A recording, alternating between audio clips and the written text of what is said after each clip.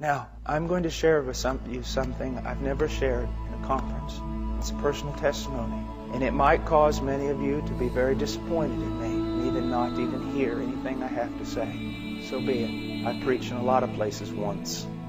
As a young man in the ministry, I was privileged of being around a lot of very, very old and very, very godly men. And they would talk to me. Now, these were men of God.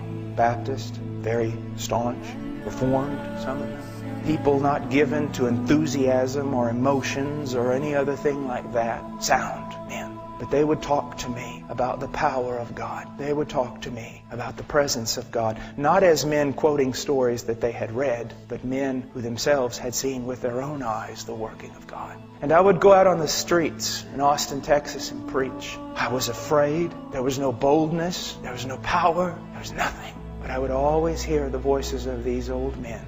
And one day I decided enough is enough. I will seek Him until I find Him or until I die. I went into a closet and I said, I'll not leave this closet until I know God. 15 minutes later, I fell asleep. My roommates came home and found me in the closet. So I took an alarm clock with me. And please, I'm not saying this for any other reason except I feel like I'm supposed to. Took an alarm clock with me. Set it for every 15 minutes. I'd pray for maybe 5 or 10 minutes. Fall asleep. Alarm clock go off. Set it again. This was my prayer. I didn't pray for China. I didn't pray for the presence of God. In the sense of my ministry, I asked one thing. Lord, you said if I seek you, I'll find you. You said it, Lord, that you would reveal yourself to me. You would let yourself be found by me if I seek you. Night after night after night after night for months, 2 and 3 hours a night, simply sitting there like this, on my knees. Lord, it's been 4 months now. It's been 5 days now, and you still have not come. And just sit there. Lord, I've been here 3 hours, and you have not come. Day after day and night after night.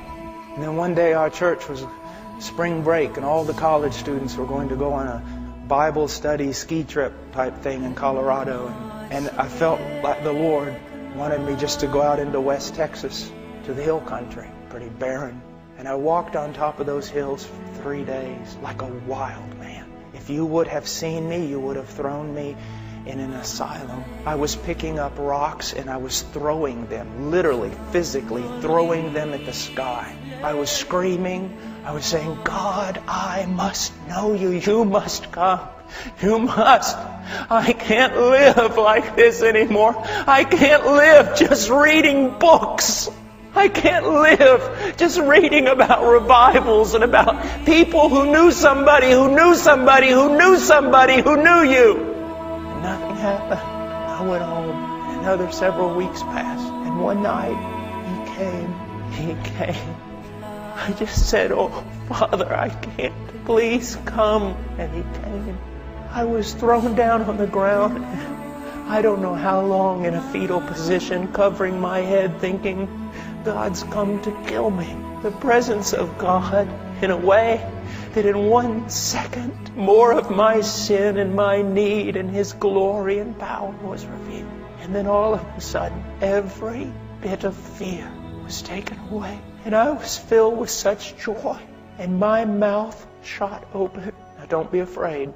Verse after verse from Psalms and from everywhere else, passages I had read just started coming forth. Praises unto Him, the Word of God. Such joy. And I can tell you, it has been 20 years. The presence of Christ is more real to me in this room than any one of you.